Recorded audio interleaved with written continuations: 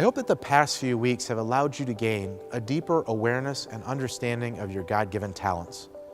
Remember, we use these every day in everything that we do. You may recall that the authors of Living Your Strengths have defined talents as a naturally recurring pattern of thoughts, feeling, and behaviors. Naturally recurring patterns of thoughts, feelings, and behaviors. The key word in this definition is natural. And over the past few weeks, you've had a chance to discover how natural your top 5 God-given talents are. And now we're ready to take the next step and begin a conversation about strengths. That's right. Talents and strengths are not the same. And sometimes we do slip up and we talk about our talents as strengths.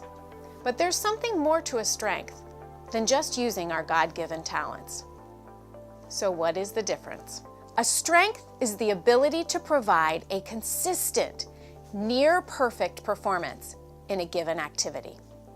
Consistent, near-perfect, strength. So how do your top 5 God-given talents fit into your strengths? Well, your strengths are the combination of your talents, your skills, and your knowledge. When you combine your most natural top 5 God-given talents with the knowledge and the skills you've acquired over your lifetime, you can develop strengths. Okay, so now we recognize we can't live out our strengths without applying our God-given talents. To do that, we need to use our knowledge and skills.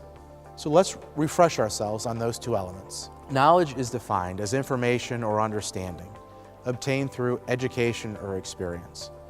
It can be factual or experiential. Factual is a phone number. You know it, it's a fact. Experiential is something you obtain through experience or training. Things like a doctor understanding how to perform a surgery. And as Catholics, we know about our faith and understand that one of the things that makes us unique among our fellow Christians is that we share as a community of believers the Blessed Sacrament, Jesus Himself in the Eucharist. This is our primary example of knowledge. Skills are the basic steps to perform an activity. So if we think about some examples, hitting a baseball. The skill is hitting the baseball. The basic steps are the way you hold the bat, the way you approach the plate, the way you swing that bat. Maybe it's balancing a checkbook. What are the basic steps? Getting the balance, putting all the checks in the register, and making sure that it balances. These are examples of skills. As we move through our lives, we are given the opportunity to combine our knowledge and our skills with our God-given talents. And from this come our strengths. We cannot forget, however, that the foundation of our strengths is talent. Your top 5 God-given talents determine how you carry out your strengths. You might have the same knowledge and skills as someone else, but you have unique talents. And so your strength in that area is completely different than someone else's, because your talents determine how you carry it out. Think about doctors. They have the same relative knowledge and skills, but their talents determine how they handle patients. The same theory exists for our priests. They have the same knowledge and skills, but they're all completely different, and their strengths are evident by using their talents. Think about your facilitators that have been there with you. They have the same knowledge and skills, but their talents determine the unique way that they carry out their strength as a facilitator. Let's look around St. Matthew at some of the ways our parishioners are using their strengths. Several years ago, Kathy Bartlett encouraged me to become a facilitator for the new Y Catholic program. Initially, I felt a little bit out of my comfort zone, but I also felt that God was calling me to step out of that comfort zone and grow in my faith journey.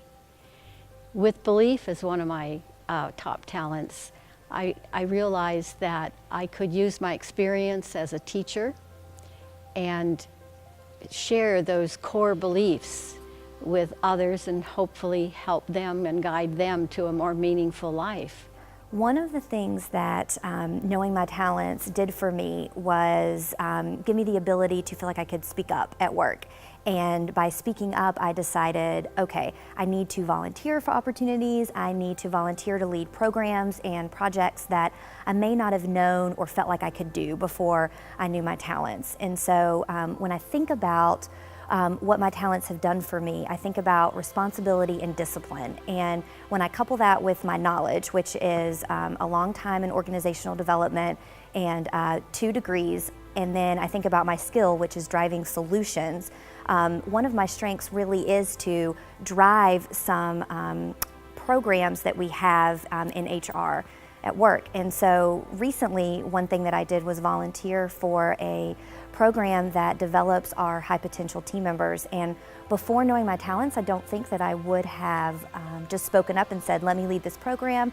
I know that I'm responsible enough to do it. I know that I can drive these solutions. But I spoke up and I did it, and it's been a really rewarding process. And I think I struggled a lot at that point, trying to figure out, when I took that test through St. Matt's, what was the significance part and also the responsibility part, because I had seen the focus, the discipline, and the achievement, but I didn't understand what I was being called to do from a significance standpoint.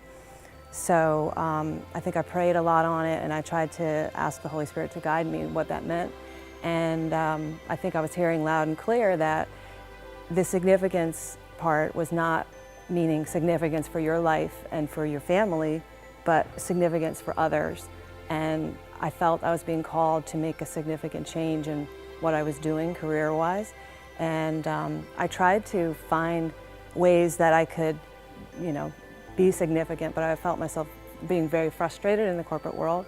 So I decided to use my skills and knowledge, a CPA by trade, to change my career and go into the financial services industry, but not on the institutional side, but on the personal side. And that's where I think it really kicked in, because I felt like I could have a platform to really impact individuals and help them achieve their own significance in their life using their financial resources to go after what it is that they dream about and where they feel like they can be impactful. In my work life as an engineer, the number 5 through number 2, the learner, the strategic, the ideation, and the input are pretty much all put together what an engineer does, at least in my imagination. As a mechanical engineer, I'm always being pushed to do something new, something innovative, something creative, cheaper, better, faster. And so a lot of the times I'm relying on each of those talents to help pick through problems, to solve problems, to come up with new solutions. A few years ago, I actually did step away from a ministry at St. Matthew because I realized that my talents and skills and knowledge didn't create the strengths that the ministry actually needed.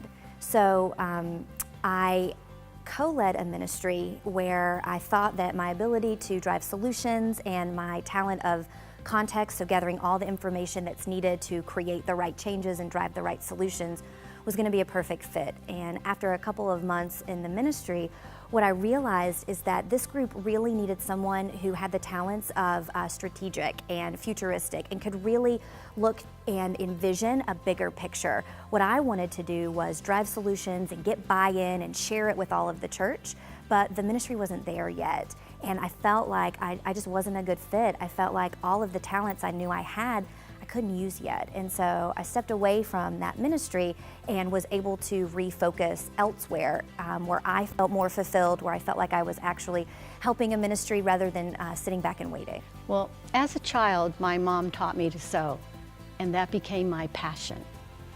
And using that gift, I am able to pull from my maximizer talent, which is a bit of a perfectionist, but also gives me the chance to be creative and help others by making clothing for children. I belong to the Seams of Faith ministry, and the clothing that I make is sent to Haiti, Jamaica, through the Missionary of the Poor, and also to the needy right here in Charlotte. In my role as a mom, I have 4 children. I've tried to, obviously with the discipline and the focus and that sort of thing, I've tried to show them by role modeling how important it is to be a leader and to focus on what your talents are, your God-given talents, and try to make them into strengths by developing the skill sets necessary. So I'm trying to show them by example that it's really important to go after what it is that you have been given by God, the talents that you've been given, how to go about doing that. And I think by showing them at age 40, I can actually change my career into something that I really didn't have the background or the certification for, that they saw me sit for the exam and change my career. Hopefully that showed them that it's possible to do whatever God is calling you to do. I've learned as an activator, I'm somebody who can't sit still necessarily, and I've identified with that, and I'm accepted that. I'm cool with it. So you're not going to find me doing ministry work where we're sitting around praying the rosary. I can, appreciate the people who do, but I'm out there serving food. It's totally directed me to how I should be serving and working with the people in the world and sharing my faith with them in ways that work for me. Don't work for everybody, but ways that work for me. In my spiritual life, I've become very much connected with God. I find myself being drawn into the contemplative type prayer. Very rewarding and just very stimulating and very fulfilling. What I'm trying to teach my children is, you try to build your strengths by using your talents, and trying to come up with a knowledge base and skill set and experience so that you can really leverage those talents and build them into strengths. At St. Matthew, the aim of the Strengths Ministries is to help you develop your strengths so that you can use them not only here, but at home, at work, and in the community at large.